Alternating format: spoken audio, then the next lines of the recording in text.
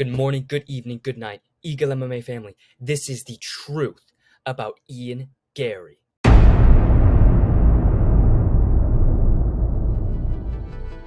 Ian the future Machado Garry.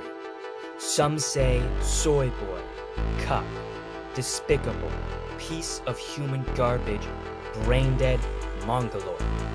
I'm here to prove he is the most based, red-pilled gigachad in the UFC.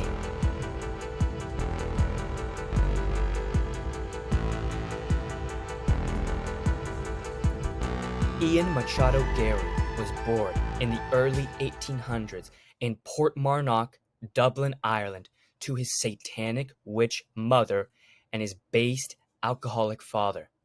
In his infant years, his father noticed something special in him. Garry would constantly come home from daycare with the severed ears and teeth of his enemies. His satanic witch mother tried to contact an exorcist for the quote-unquote demon child, but his based alcoholic father beat her mercilessly until she understood the potential for the greatest combat sports athlete of all time. Watching his father constantly beat his mother senseless awoke something in Ian Garry, a fire in his heart, a desire to kill. Growing up, Ian would peruse the outskirts of the shithole country he lives in for small animals such as mice, shrews, and other rodents to make a human-esque heavy bag to practice his deadly skills on. Eventually, his father took notice and signed him up for boxing at the age of 10. Ian was a prospect in his first week of boxing, putting the mustard on world champion boxers with ease. His mother did not approve. Being the evil witch she is, she put a curse on Ian Garry and put him in an unbreakable trance for roughly 200 years. That is, until 2008. March 9th, 2008. A young Conor McGregor, waiting to make his professional debut that same day, took a stroll in the woodlands of Dublin, Ireland, only to find a 10-year-old boy in a comatose state. Ian Garry. Conor took him into his brand new gym, SBG, with his head coach John Kavanagh, and gave him his special potato soup, which woke up Garry from his near 200-year slumber. He gave young Garry a tap on the forehead and sent him on his way. Garry never forgot that moment. After being awoken by Conor McGregor, Ian Garry took up judo as well and achieved his black belt by age 18. He has dedicated his life and martial arts career to Conor McGregor, so he took his first amateur mixed martial arts fight at 19 years old and won by 1 minute KO. He then took his next amateur fight 2 months after and won by second round anaconda. Garry was on a roll.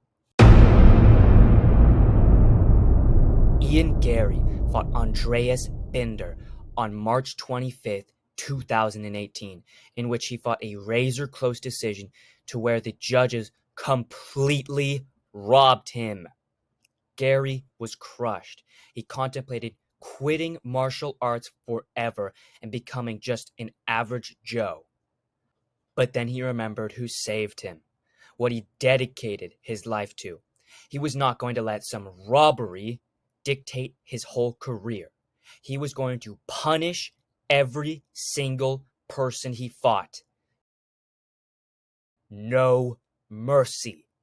Garry went on to win 4 more amateur fights, all by finish, leaving his amateur record 6-1, arguably 7-0. He then debuted on Cage Warriors on February 16th, 2019, in an absolutely dominant decision. Garry then went on to win every other Cage Warriors fight he had, making his Cage Warriors and professional record 7-0, finishing 5 of his fights and winning his last fight in yet again another dominant 5-round decision, winning him the Cage Warriors World Welterweight title. Dana White takes notice. A 7-0 prospect from London, wrecking the regional scene, baptized by Conor McGregor, fantastic on the microphone. He has it. Dana signs Garry for his UFC debut on November 6th, 2021. Pre-fight, while waiting in the locker room, Ian supposedly gets a call from Conor McGregor. Yeah, kid, it's me, Conor McGregor, yeah? Listen, lad, you gotta play possum in there, yeah? Let him land on you, yeah? And wait till the very last second, yeah? Of the first round. And hit him with that right straight, yeah? Ian Garry listened.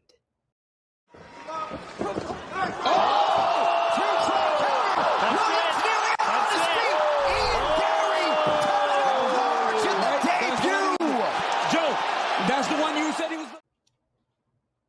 Ian Garry then went on to dominate his next 3 fights over crafty veterans such as Darian Weeks, Gabe Green, and Song Kanan. Garry finally gets his first ranked opponent in Daniel D-Rod Rodriguez. After many doubted him because he took one lucky shot from Song Kanan, Garry went out there to set a statement. A fight with Gunnar Nelson go away earlier this year. Head kick from Garry. This has got to be it. D-Rod covers up. Ian Machado, Garry, 12-0. How about the Irishman? Brutalizing D-Rod with ease and finally getting the ranking he deserves, Ian decided to get a very important tattoo of the number 15, symbolizing his UFC ranking after beating a crafty veteran. This is when the slander began.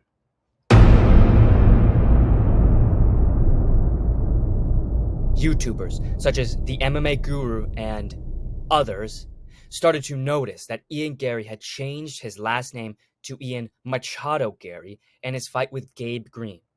Ian Garry married a recently divorced sexy Brazilian mamacita who already had a child with her ex-husband.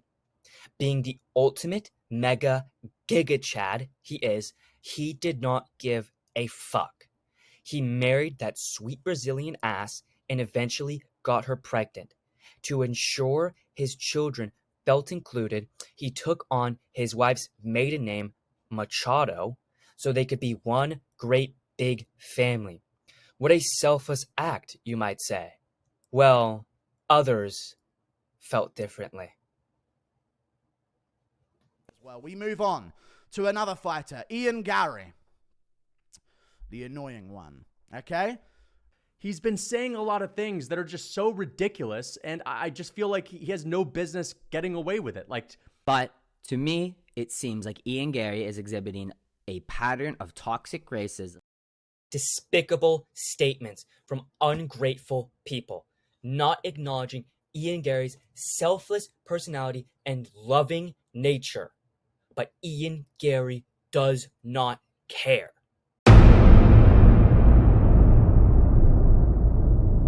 Garry was scheduled to fight Jeff Neal on August 19th, 2023. Throughout the fight week, Garry was taunting the alcoholic Jeff Neal by wearing a t-shirt of his mugshot after he was arrested for driving while intoxicated, which should not be illegal. It's a perfect, completely fine, God-given American right. This got to Jeff Neal so much that he faked an undisclosed injury roughly 2 weeks before their scheduled bout.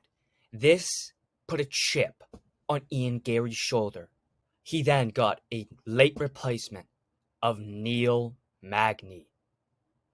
And there's a whooping that you give your son now, like to kind of teach him life a little bit. And being a father, I've become quite accustomed to that kind of whooping now, and that's kind of what I'm looking forward to giving on Saturday. After completely taking Neil Magny's statement out of context, Ian Garry went on a based, schizophrenic rampage and did not let Neil Magny get a word in. I think Neil was given a fucking mic yesterday and he should sit up here on the stage and say nothing. If he speaks today, he's going to be digging a hole. Nobody is allowed to ask Neil Magny a question today. He's to sit there and reflect on the shit that he said because what he said was fucking ridiculous. I will have to go to Neil. Neil, I'm curious what you think when you hear this. No. Neil's not answering the question. He's going to sit there and he's going to be fucking quiet. Nobody, there is no fucking right to ever put your hand on a kid. Ever. Discipline, anything. Completely bullying and shutting down Magny, it was time for the two to step in the cage.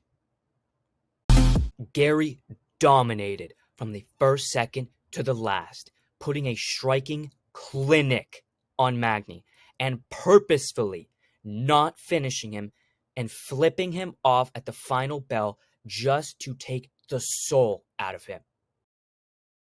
As we can clearly see, Ian Garry is a based early 1800s schizophrenic gigachad who does not give a flying fuck about what anybody has to say.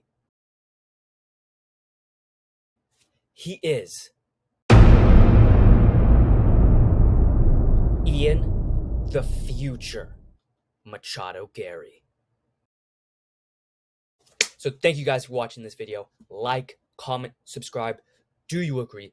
Do you disagree? Let me know down below. I am starting a new channel, Eagle Does Everything.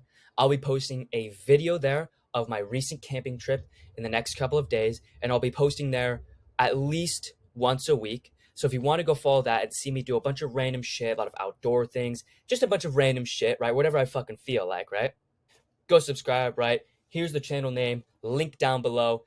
Thank you guys for watching. Eagle MMA out. Hey. Young Lean? Are you Young Lean? What? Are you Young Lean? No, I'm Barry Dillon.